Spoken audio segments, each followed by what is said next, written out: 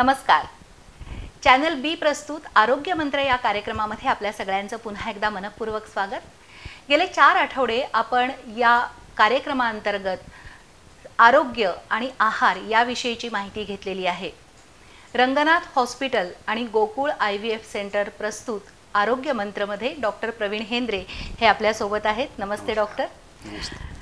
मागच्या आठवड्यापर्यंत आपण आहाराविषयी बरीचशी माहिती घेतलेली होती आणि आहार कसा असावा, कसा असू नये, गर्भिणीचा आहार कसा असावा याविषयी पण ही माहिती होती. अर्थात आहाराबद्दल तुम्ही सांगितलं होतं तसं की बोलायचं म्हटलं तर खूप काही बोलण्यासारखं आहे, पण आपल्याला थोडक्यामध्ये लोकांच्यापर्यंत ही माहिती पोचवायची आहे आणि त्यालाच कंटिन्युटी धरून पुढचा एक मला काही प्रश्न आहेत तर ते तुम्हाला विचारावेसे वाटत आहेत.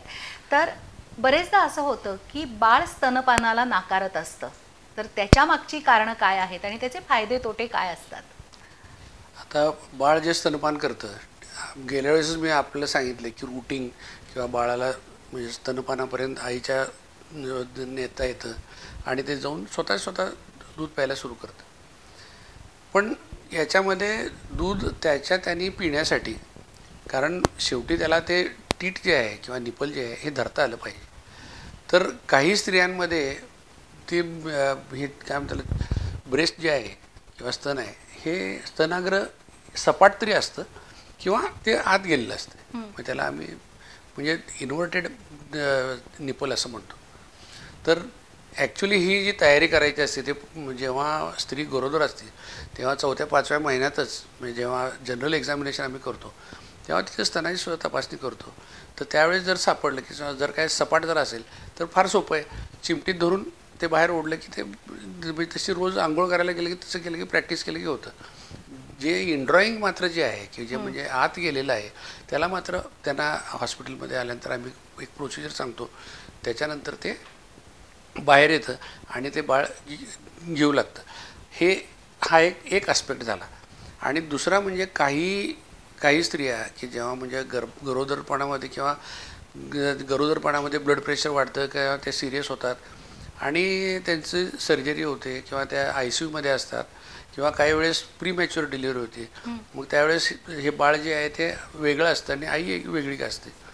तर अशा वेळेस सुरुवातीला आपण काय करतो की बाळाचं पोट भरावं म्हणून आपण त्याला वरचं दूध तर पाजतो. एक तर म्हणजे आपण मला वाटतं गेल्या वेळेसच ह्याची मदर मिल्क बँकबद्दल बोललो, तर तिथून तरी मदर मिल्क बँकमधून हे दूध घेऊन तुम्ही पाजू शकता. किंवा दुसरी गोष्ट म्हणजे जे आता वेगवेगळे फॉर्म्युले आहेत याच्यामध्ये, निओनेटल फॉर्म्युले आहेत की जे नियर ब्रेस्ट मिल्क आहे, ते काय पूर्ण ब्रेस्ट मिल्कसारखे नाही आहेत, पण नाईलाज म्हणून ते करावं लागतं. आणि ते करत असताना एक तर म्हणजे त्याला म्हणजे बऱ्याच वेळेस स्टराईल हे करण्यासाठी चमचा वाटीनं पाजलं जातं. बरोबर. मग ज्या बाळाला आयतं तोंडामध्ये चमचा वाटीनं जर काय दूध मिळालेलं असतं आणि त्याला जर काय तुम्ही म्हणजे त्याला म्हणजे ओढून दूध घे असं जर त्याला शिकवायचा प्रयत्न करायला लागला तर ते जर उपाशी असेल तर ते करू शकते. बऱ्याच वेळेस काय होतं की त्या म्हणजे आई किंवा ते त्यांच्याबरोबर जे काही अटेंडंट असतात ते काय म्हणतात की आधी त्याचं पोट भरूया आणि मग छातीला लावूया. मग एकदा पोट भरल्यानंतर मग ते कशाला ते ओढते, म्हणजे मेहनत कशाला करायची. म्हणून बाळसुद्धा म्हणजे त्या वयातसुद्धा त्याला ते कळत असते. म्हणून जेव्हा त्याला भूक लागते तेव्हा पहिल्यांदा काय करायला पाहिजे तर स्तनपान करायचं आणि मग नंतर त्याला हे वरचं पाहिजे जर पोट भरलं नाही तर. कारण शेवटी जेवढं ते बाळ जे हे काय स्तन सक करेल तेवढा स्टिम्युलस येऊन त्या बाळाला म्हणजे दूध वाढणार आहे. कारण दूध तयार व्हायचा किंवा दूध बाहेर येण्याचा हा स्टिम्युलस हा सकिंग हेच आहे. त्या बाळानं सक करणं हे फार गरजेचं असतं. तर त्यामुळं ह्या मुख्य हे 2 कारणं आहेत. अशी बाकीची मग विविध कारणं म्हणजे समजा हे फेल्युअर ऑफ हे लॅक्टेशन म्हणजे दूध तयारच होत नाही वगैरे अशी बरीच त्याची कारणं आहेत.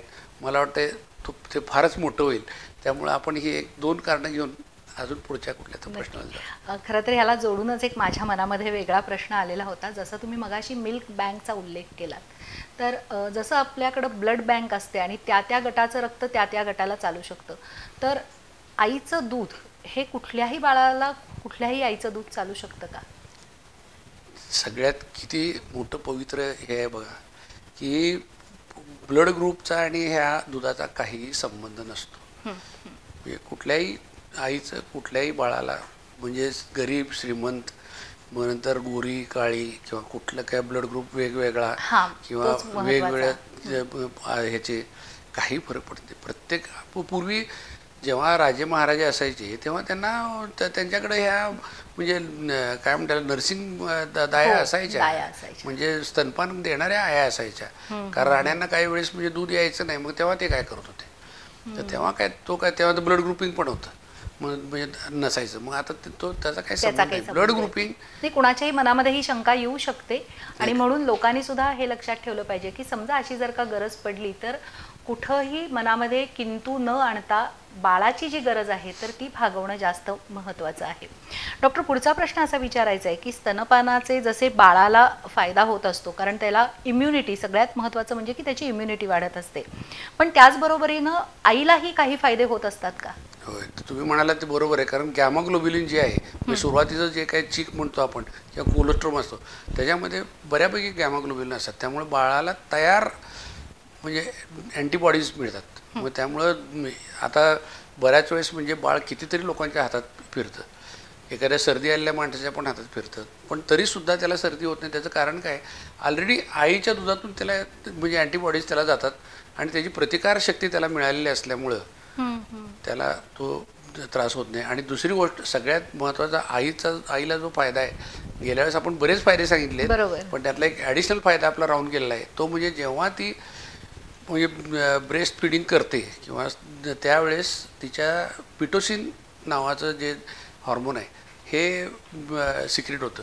आणि पिटोसिन जेव्हा सिक्रेट होतं तेव्हा पिटोसिन हे गर्भाशय आकुंचन पावण्यासाठी उपयोगाला येतं. आणि गर्भाशय आकुंचन पावत असल्यामुळं तिला जो डिलिव्हरीनंतर जो रक्तस्राव आहे, हा रक्तस्राव कमी होण्यासाठी त्याचा म्हणजे खूप मोठा उपयोग होतो. अच्छा, म्हणजे हे सगळे फायदे स्तनपानामुळं स्त्रीला पण होत असतात आणि ऑफकोर्स बाळाला सुद्धा त्याची इम्युनिटी चांगल्या पद्धतीनं मिळत असते. मगाशी बोलता बोलता आपण जसं आहाराबद्दल बोलतो आहोत, हे सगळे फायदे तर बघितलेच, पण कसं आहे की तुम्ही सांगितलेलं होतं की फायबरयुक्त आहार हा आपला जास्त असावा, बरोबर? पण जर का तुम्ही बघितलं तर ग्रामीण भागामध्ये वगैरे आपल्याला माहिती आहे की रोजची पालेभाजी तरी खाल्ली जात असते किंवा बाळंतपणानंतर सुद्धा खास करून भाजी भाकरी हे खायला देत असतात, बरोबर? पण आत्ताच्या काळामध्ये जे आधुनिक काळ आहे, ज्याला आपण म्हणतो की जिथं एकदम 5 स्टार ट्रीटमेंट दिली जात असते, आणि सगळ्यात महत्त्वाचं म्हणजे आपण कोल्हापूरमध्ये राहतोय आणि कोल्हापूर म्हणजे तुम्हाला माहिती आहे की तांबडा पांढरा आणि नॉन व्हेजिटेरियन हे जास्त प्रमाणात खाल्लं जातं. तर मग अशा वेळेला फायबरयुक्त आहार हा स्त्रीच्या पोटामध्ये कसा जाईल याची काय काळजी घ्यावी? आता मी जर काय आहारामध्ये म्हणजे नॉन व्हेजिटेरियन लोकांना जर काय बाजूला ठेवलं तर त्या स्टुडिओतून बाहेर गेल्यावर 4 माणसं येऊन माझ्या मागं लागतील. त्यामुळे त्यांना पर्याय आहे, त्यांना अगदी निश्चित पर्याय आहे. कारण काय माहिती आहे का की आपल्या कोल्हापूरच्या ह्या भागामध्ये पांढरा रस्सा, तांबडा रस्सा आणि मटण हे खायची खूप म्हणजे खूप हे आहे, म्हणजे पर्सेंटेज आहे पॉप्युलेशनमधलं.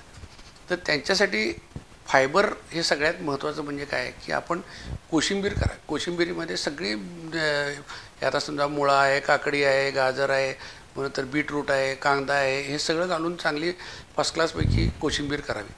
आणि ज्यांना खरोखर जे अगदी प्युअर नॉन व्हेजिटेरियन आहेत की म्हणजे नॉन व्हेजिटेरियनशिवाय दुसरं काहीच खात नाहीत, तर त्यांना एकच म्हणजे मला सांगायचं आहे की ह्या म्हणजे ज्या गुदद्वाराचे जे काही आजार आहेत, म्हणजे बद्धकोष्ठता, नंतर फिशर फाईल्स आणि फिस्चुला, तर हे जर व्हायचं नसेल तुम्हाला, त्याच्यापासून जर काय तुम्हाला दूर राहायचं असेल तर तुम्ही 1 वाटी पालेभाजी पहिल्यांदा खायची.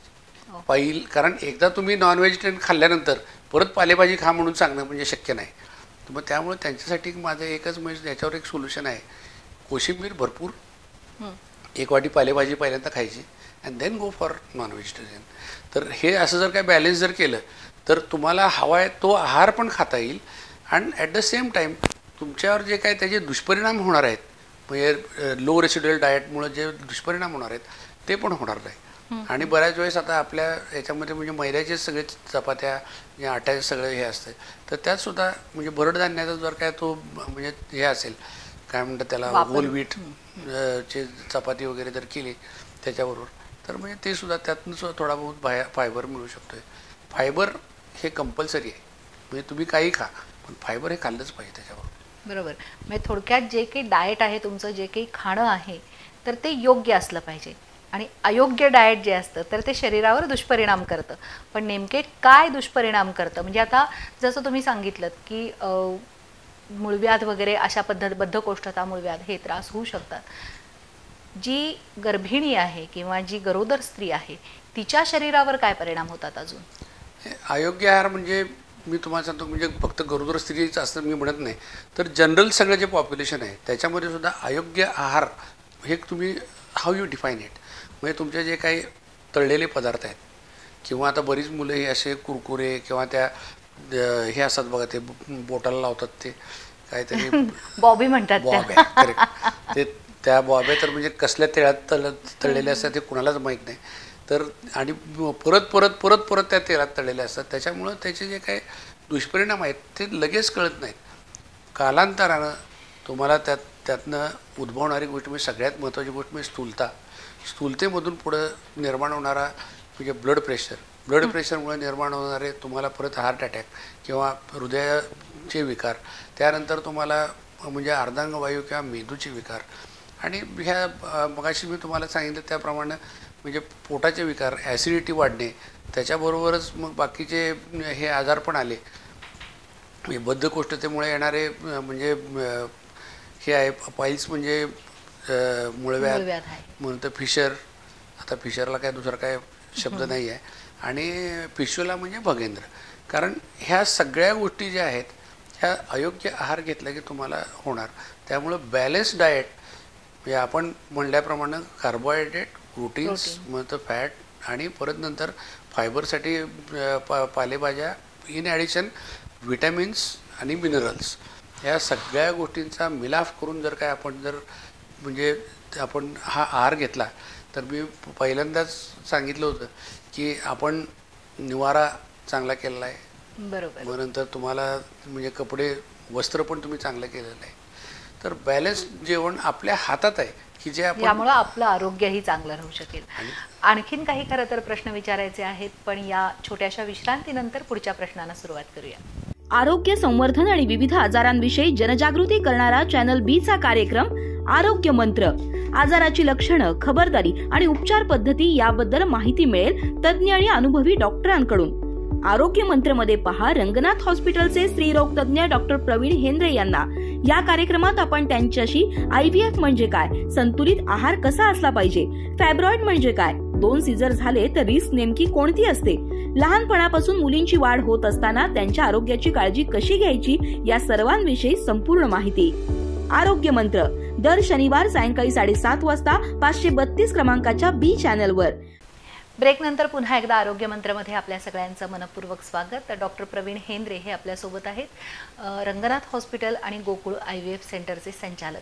डॉक्टर, मगाशी बोलताना आपण बघितलं की आहार कसा असावा, काय काय असावं.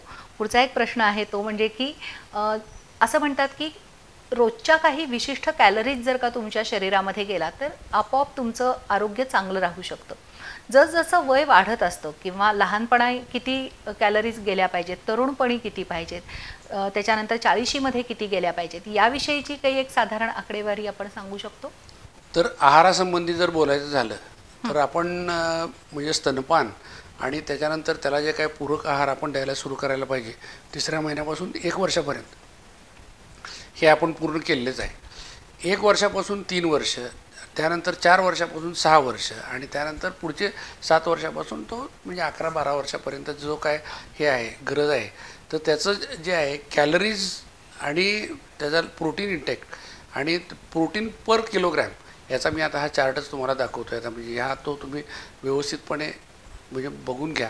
आणि त्याच्या पुढचं जे आहे ते म्हणजे ॲडल्टहूडमध्ये म्हणजे प्रौढ महिला, गर्भधारणा आणि दुग्धपान यांच्यासाठी आहे. तर साधारणपणे ॲडल्ट स्त्रीला 2000 ते 2100 कॅलरीज ह्या दररोज रोजच्या लागतात. आणि बऱ्याच वेळेस काय असतं की आता तू हे गरोदर राहिलीस, 2 माणसं तुला खायला पाहिजे हो, बऱ्याच ठिकाणी हे असं नाही, 2 ऐकायला माणसाचं येतं. त्यांचं खायची त्यांना काही एवढी गरज नसते.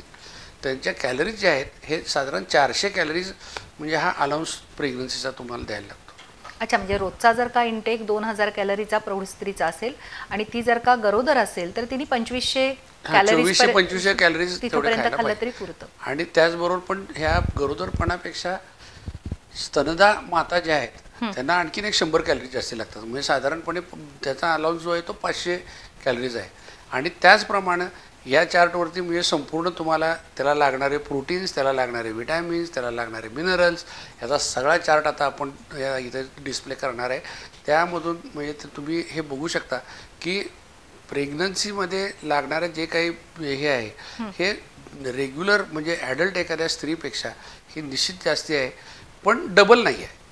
हां, म्हणजे जो समज आहे की नाही की तो दोघांचा आता खायला पाहिजेच बाई, नाही ते ते ते पण ते म्हणजे दोघांचं खूपच म्हणजे होणार. लक्षात घेतलं पाहिजे की ते लहान बाळ आहे, तो दुसरी मोठ्या व्यक्ती एवढं नाही खायला पाहिजे. नाही, कारण त्याची गरज आता ॲक्च्युली तसं बघायला गेलं ना तर पहिले 3 महिने बाळ किती बाळ छोटं असतं. म्हणजे बाळ जवळजवळ म्हणजे जेव्हा हे होईल 12 आठवड्याचं होईल त्याची जास्तीत जास्त ही क्राऊन रम लेंथ म्हणजे एवढीच असते. हो, तर एवढ्या लेंथच्या बाळाची रिक्वायरमेंट किती असणार. आणि सगळ्यात महत्त्वाची गोष्ट एक लक्षात ठेवायला पाहिजे अशी आहे की तुम्ही म्हणजे 12 आठवड्यापर्यंत बऱ्याच वेळेस स्त्रियांना म्हणजे आहार जातच नाही. त्यांना म्हणजे मॉर्निंग सिकनेस असतो, मळमळ असते, उलट्या असतात, सगळ्या असतात.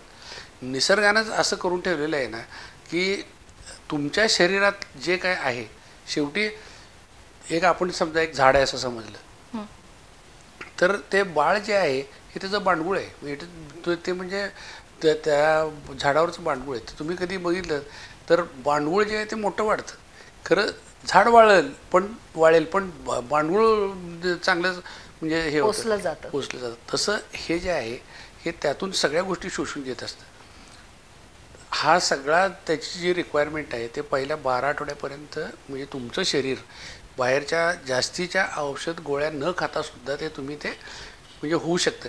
पण 12 आठवड्यानंतर मात्र तुम्हाला म्हणजे पूरक ज्या काही गोष्टी आहेत म्हणजे आयर्न आहे, मग नंतर कॅल्शियम आहे, मग ते मिनरल्स आहेत, मग त्या कॅलरीज आहेत, ह्या घ्याव्याच लागतात. म्हणजे त्यामुळं पण केवळ आहारामध्ये जर का कंट्रोल केलं तर हे कॅल्शियम मिनरल्स वगैरे गोळ्या नाही घ्यायच्या असं ठरवलं तर होऊ शकत नाही. नाही, आता गेल्यावर सुद्धा आपण त्याच्यावर चर्चा केली आहे की म्हणजे आपली भांडी वगैरे आपण बदलली. आणि दुसरी गोष्ट म्हणजे भारतीय जो व्हेजिटेरियन मेजॉरिटी स्त्रिया म्हणजे त्यांना नॉन व्हेजिटेरियनवरती ॲवर्शन होते. म्हणजे त्यांना एकदा प्रेग्नन्सी झाली की त्याचा वास त्यांना सहन होत नाही. त्यामुळे बऱ्याच स्त्रिया इवन मांसाहारी स्त्रिया ज्या आहेत ह्या व्हेजिटेरियनकडे वळतात. आपला व्हेजिटेरियनचा जो काही आहार आहे त्या आहारामधून आयर्नची रिक्वायरमेंट ती पूर्ण होऊ शकत नाही. अच्छा, आयर्नचं कसं आहे की तुम्हाला आयर्नची डेली रिक्वायरमेंट जी आहे प्रेग्नन्सीमध्ये ही साधारण 30 मिलीग्रॅम एलिमेंटल आयर्न आहे. मग 30 मिलीग्रॅम एलिमेंटल आयर्न तुम्हाला जर काय हवा असेल म्हणजे शरीरानं जर काय म्हणजे ॲब्सॉर्ब करायचं असेल तर त्याला 100 मिलीग्रॅम एलिमेंटल आयर्न तुम्ही दिलं पाहिजे. आणि ते 100 मिलीग्रॅम एलिमेंटल आयर्न जे आहे ते त्याच्या तिप्पट त्या सॉल्टमध्ये असतं. तर त्यामुळं फेरस सल्फेट किंवा फेरस फ्युमरेट ही जी बेसिक आयर्नचे सॉल्ट आहेत म्हणजे जे अगदी आम्हीसुद्धा देतो आणि गव्हर्नमेंटसुद्धा सप्लायमध्ये फेरस सल्फेट आणि फेरस फ्युमरेटच असतं. तर हे फेरस सल्फेट आणि फेरस फ्युमरेट जे आहे तर हे 300 मिलीग्राम जेव्हा तुम्ही द्याल तेव्हा एलिमेंटल आयर्न 100 आणि त्या 100मधलं तुम्हाला स्त्रीला 30 मिळतं. मग त्यामुळे ती तुम्हाला एवढे आयर्नची रिक्वायरमेंट किंवा कॅल्शियम साधारण 1200 ते 1500 मिलीग्राम कॅल्शियमची गरज आहे प्रेग्नन्सीमध्ये. कारण बाळाचे हाड आणि त्याची सगळे स्नायू वगैरे तयार करायचे आहेत. तर ती रिक्वायरमेंटसुद्धा तुम्ही दूध किंवा वेगवेगळ्या प्रकारचा कॅल्शियमचा आहार घेऊन पूर्ण करू शकत नाही. त्यामुळं प्रेग्नन्सीमध्ये आयर्न आणि कॅल्शियम ह्या 2 मिनरलचं सप्लिमेंट तर कंपल्सरी घ्यायलाच लागतं. बाकीची गरज छोटी छोटी आहे ती तुमच्या आहारामधून म्हणजे भरून जाऊ शकते. आत्तापर्यंत आपण बघितलं की गरोदर मातांच्यासाठी आहार काय असावा आणि त्यांना कशा पद्धतीनं त्यांनी स्वतःचं पौष्टिकता जी आहे तर ती टिकवता येणं गरजेचं आहे. याला जोडूनच एक प्रश्न असा विचारायचा आहे की बरेचदा आपण बघतो की गरोदर व्हायच्या अगोदरपासून काही डाएट्स त्यांची सुरू असतात का, तर स्वतः फिट अँड फाईन राहण्यासाठी? प्रेग्नन्सी नंतर हेच कंटिन्यू करणं गरजेचं असतं का ते तिथं थांबवावं लागतं? प्रेग्नन्सीमध्ये डाएट हे म्हणजे ॲडवाईस आम्ही करतच नाही, कारण उलट म्हणजे डाएट त्यांचं कमी झालेलं असतं. म्हणजे प्रेग्नन्सीमुळं सुरुवातीचे 3 महिने आपल्याला माहितीच आहे की ते त्यांना डाएट म्हणजे जातच नाही. त्यात आणखी तुम्ही डाएटिंग करा म्हणून सांगणं म्हणजे शक्यच नाही. उलट आपण त्यांना नाही, काही जणी करत असतात की नाही माझं डाएट आहे मला ते करावं पाहिजे वगैरे. डाएटिंग प्रेग्नन्सीमध्ये करायचं नाही. तुमचा रिक्वायर्ड जो कॅलरीचा रिक्वायरमेंट आहे, म्हणजे समजा 2000चा 2400 जो आहे, म्हणजे रेग्युलर जर काय तुमची रिक्वायरमेंट तुमच्या वजनाप्रमाणे तुमच्या बॉडी मासप्रमाणे जी रिक्वायरमेंट आहे त्या रिक्वायरमेंट पेक्षा तुम्ही जास्तीत 400 कॅलरीज जास्ती घ्याव्याच लागतात. आणि याच्यामध्ये फिडिंग मदरमध्ये 500 कॅलरीज जास्त घ्याव्या लागतात. त्यामुळे डाएटिंग वी डोंट ॲडवाईस. फक्त त्याच्यामधलं प्रोटीन्स आणि कार्बोहायड्रेट याचं जे प्रमाण आहे ते बॅलन्स डाएटमध्ये जसं असायला पाहिजे तसं असणं गरजेचं आहे. कारण तुमचा डाएट जर कमी झाला तर त्याचा इफेक्ट बाळावरती निश्चित होणार आहे. आणि शेवटी आणि काही वेळेस स्त्रिया म्हणतात की आम्ही जरा जास्ती खाल्लं की मग आमच्या बाळाचं वजन जास्त होईल. बाळाचं वजन हे शेवटी तुमच्या आहारावर तर आहेच आहे, पण आई आणि वडिलांची जी फिजिकल हे आहे, आता समजा एक 4 फूट 4.25 फुटाची आई आहे तर तिचं तुम्ही काय बाळ म्हणजे काय दारासिंगच्या बाळा एवढं तुम्ही काय अपेक्षा करू शकत नाही. शेवटी जेनेटिकली ते वजन पण होतच असतं. आणि इन ॲडिशन हे आहार आहे. पण डाएटिंग प्रेग्नन्सीमध्ये आणि लॅक्टेशनमध्ये नाही. ते संपल्यानंतर तुम्हाला जे काय डाएटिंग करायचं आहे, जे वजन उतरवायचं आहे ते तुम्ही काही करू शकताय, पण प्रेग्नन्सीमध्ये नाही. बरोबर. ह्याला जोडूनच अजून एक मला प्रश्न विचारायचा आहे, तो म्हणजे की बरेचदा असं होतं की काही पदार्थ खाल्ल्यानंतर की जे शरीरासाठी गरजेचे आहेत पण ते पदार्थ खाल्ल्यानंतर भीती असते की मिसकॅरेज होईल का काय. का तर जुन्या काळातल्या बायका असं म्हणतात की उष्णता वाढते, हे पदार्थ खायचे नाहीत, ते पदार्थ खायचे नाहीत, आंबा खाऊ नका उष्णता वाढते. तर असा काही खरंच काही होऊ शकतं? नाही. आता खरं सांगायचं तर की नाही, फक्त म्हणजे जे अल्कलॉइड आहे म्हणजे कच्च्या पपईत आहे. अच्छा. ह्या कच्च्या पपई पूर्वी तुम्ही जर म्हणजे वाचलं असेल कुठेतरी पपई खाऊच नका असं नाही, तसं नाही की इट वॉज ॲबॉर्टिफिशियंट. म्हणजे ज्यांना प्रेग्नन्सी नको आहे अशा स्त्रिया पुरातन काळामध्ये जेव्हा गोळ्या औषधं अवेलेबल नव्हती तेव्हा कच्ची पपई वगैरे त्या खात की त्यातनं म्हणजे अल्कलॉइड जाऊन ॲबॉर्शन व्हायचं. ते तेवढं जर सोडलं तर बाकी कुठलीही गोष्ट म्हणजे प्रेग्नन्सीमध्ये वर्ज्य नाही आहे. म्हणून आम्ही आमच्या पेशंटने जर विचारलं की नाही सर हे काय करू, काय म्हणतात त्याला, पथ्य काय करू, आम्ही तिला सांगतो नाही आम्ही फक्त सांगतो माझं डोकं एक तेवढं खाऊ नको आणि मगरीचं डोकं तेवढं खाऊ नको, बाकी सगळं खातो, काय फरक पडत नाही. आधीच पोटाला जात नाही, त्यात नंतर परत तुम्ही आता हे खाऊ नको ते खाऊ नको. शिशूट आणि प्रेग्नन्सी जी आहे की नाही, तुम्हाला सांगतो की म्हणजे एक असा एक म्हणजे भीती वगैरे जी पूर्वी होती. भीती का होती पूर्वी, तर त्यावेळेस ते म्हणजे माता मृत्यू म्हणजे प्रमाण जास्त होतं. पण आता सगळ्या डेव्हलपमेंट झालेल्या असल्यामुळं भीती न बाळगता म्हणजे मोकळेपणानं मी माझ्या पेशंटांना सांगतो you should enjoy the pregnancy. कारण मातृत्व हे देवानं दिलेली दैवी देणगी आहे, जे आम्हा पुरुषांना तर कधीही मिळणार नाही आहे.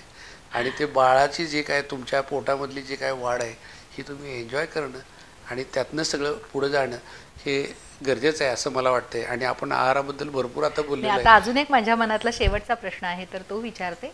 तो म्हणजे की ज्या माता गरोदर असताना त्यांना मधुमेह आहे तर अशा मातांचं डाएट काही वेगळं असतं किंवा नाही? त्यांना डाएटिंग आम्ही आहे तेच डाएट आम्ही त्यांना सांगतो. फक्त त्यांचं शुगर कंट्रोल जे आहे ते इन्शुलिन वरती करावं लागतं किंवा काही वेळेस म्हणजे त्याच्या ज्या काय साध्या गोळ्या आहेत गोळ्या आणि हे पण डाएट करून आता म्हणजे त्याला जेस्टेशनल डायबेटिक्स म्हणायचं. म्हणजे गरोदरपणामध्ये होणारा मधुमेह तेवढ्या वेळापुरताच असतो. आणि त्यातल्या ज्यांच्या आई आणि वडिलांना म्हणजे डायबिटीस आहे अशा स्त्रियांमध्ये जास्ती होतो. आणि दुसरी गोष्ट म्हणजे आत्ता आपल्याकडे म्हणजे IVFच्या प्रेग्नन्सीमध्ये कारण त्याला सुरुवातीला स्टिरॉइड वगैरे देतात त्यामुळं त्यांना जास्ती असतो. आणि प्लस म्हणजे आता आपल्याकडं मी सांगितलं ना की स्थूलपणा इतका वाढलेला आहे की त्याचे दुष्परिणाम म्हणून गरोदरपणातल्या डायबिटीसचं प्रमाणसुद्धा आत्ता भारतातल्या स्त्रियांमध्ये वाढलेलं आहे. तर त्यासाठी स्ट्रिक्ट म्हणजे काय ग्लुकोज कंट्रोल हा केला पाहिजे आणि तो म्हणजे insulin- शर्करायुक्त पदार्थ आहारातनं वर्ज्य करायचे. नाही तसं नाही. मग डाएट तुम्हाला तेच घ्यायला पाहिजे, फक्त तुम्हाला इंजेक्शन्स आणि टॅबलेट्स घेऊन तुमची म्हणजे हे शुगर कंट्रोल करायला लागते. साखरेत अच्छा. म्हणजे वरून घ्यायची साखर वगैरे कमी करायची, पण रेग्युलर डाएट आहे ती घ्यायलाच लागते. अच्छा, म्हणजे जसं डायबिटिक पेशंट एखादा राहतो तशाच पद्धतीनं त्यांचं ही डाएट चालू राहील की जो इन्शुलिन घेतो किंवा गोळ्या घेतो. नॉर्मल प्रेग्नंट बाईसारखं डाएट चालू ठेवायला लागतं. फक्त शुगर कंट्रोल जो आहे तो तेवढाच भाग इन्सुलिनवर महत्त्वाचा. तेवढ्या पुरता करायला लागतो. आणि बऱ्याच स्त्रियांना म्हणजे डिलिव्हरी झाल्यानंतर हा डायबिटीज किंवा मधुमेह राहत नाही आणि त्यानंतर मग त्यांनी नंतर एक्झरसाईज करून डायटिंग करून हे सगळं आपली जी काय रिक्वायरमेंट आहे इन्शुलिनची ही कमी करत करत म्हणजे बऱ्याच वेळेस प्रेग्नन्सी म्हणजे डिलिव्हरी झाल्यानंतर जेस्टेशनल डायबिटीज हा कमी होतोच. फक्त तुमच्याकडे जर काय म्हणजे आई वडिलांची Hereditary असेल. डायबिटीजची हिस्ट्री असेल तर त्यांना बऱ्याच वेळेस म्हणजे कंटिन्यू होण्याची शक्यता असते. तर अशा स्त्रियांनी पुन्हा आपण जेव्हा डिलिव्हरी होतो स्तनपान सुरुवात केल्यानंतरसुद्धा 6 आठवड्यानंतर डिलिव्हरीनंतर 6 आठवड्यानंतर तुम्ही नॉर्मलला गेलेले असता तर त्यावेळेस तुम्हाला एक्झरसाईज तुम्हाला सर्व एक प्रकारचे एक्झरसाईज करू शकता. तुम्ही 45 मिनिट दररोजची एक्झरसाईज, फायबरयुक्त डाएट, बॅलन्स डाएट हे नंतर घ्यायचं. म्हणजे कॅलरी रिक्वायरमेंटप्रमाणे कॅलरीज घ्यायच्या आणि त्यानंतर तुमचं हे काय म्हणतात त्याला की म्हणजे स्वास्थ्य चांगलं राहील आणि ब्लड प्रेशर या असल्या सगळ्या बाकीच्या कॉम्प्लिकेशन्स काय तुमच्या आयुष्यात पुढे होणार नाहीत. नक्कीच. मला असं वाटतंय की आहाराबद्दलची इतकी विस्तृत माहिती गेले काही दिवस आपण ऐकतो आहोत आणि आज खऱ्या अर्थानं इथंपर्यंत येऊन आपण थांबलेलो आहोत. पुढचे अनेक प्रश्न मनामध्ये आहेत पण आत्ता मात्र इथंच थांबूया. पुढच्या वेळेला पुढचे प्रश्न विचारूया. डॉक्टर, इथं आलात, खूप छान वाटलं. नमस्ते.